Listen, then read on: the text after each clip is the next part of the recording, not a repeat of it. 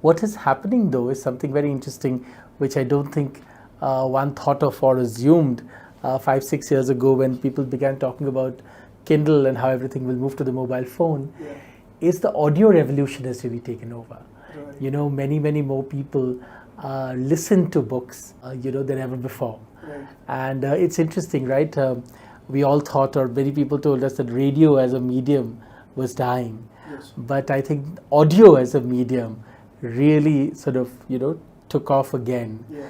I think one of the things that why this is true, and I spent many years as a television journalist. I used to be a radio jockey back in the day. Right. When I was in college with All India Radio. So I've always been very fond of radio and audio as a medium. Right. The reason I think people didn't assume that this would happen, but then podcasting took off and then it sort of, has become really huge.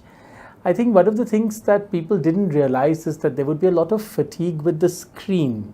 Mm-hmm. About 5-6 years ago, everybody thought everything was going to move to the screen. Everybody would read books on the screen and blah, blah. While that has happened to a degree, it hasn't happened to the extent that people thought would happen. Right. That people thought everything would shift to, handheld devices. But what we didn't account for is that there is a fatigue with the screen. Right? You don't want to constantly hold something, Yeah. You get tired and, it sort of fatigues your mind. What happens with audio is very beautiful because it's the one medium that doesn't intrude into whatever you're doing, right? It's not like watching something or reading something. It's 10% of your space. It's just something that you can listen while, whatever else you're doing, right? You could be working, you could be whatever else you're doing, and you can continue to listen to it, right? So therefore, I think human beings want more and more things that would demand less from them. Yeah. And I think audio doesn't demand much from the listener. Yeah. And that's why it's become really huge. Mm-hmm. I hear of a lot of people who work on YouTube and make YouTube videos and so on and so forth.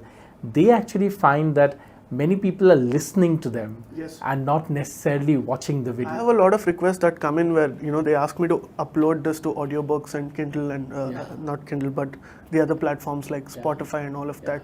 So I was actually quite surprised that they would want to listen to the same conversation, but just on audio, and they don't want to see our faces. Yeah. And, and that also means that, the old problems of, having to have a good location, when we were on TV, we were always bothered that the location has to be right and the lighting has to be right. And then, because if it doesn't look nice, then there's no magic in TV, right?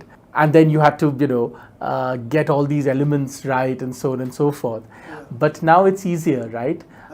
Your production can be, sort of less elaborate because finally people will listen to it. So as long as the audio is clear and distinct, people are, accessing it. No,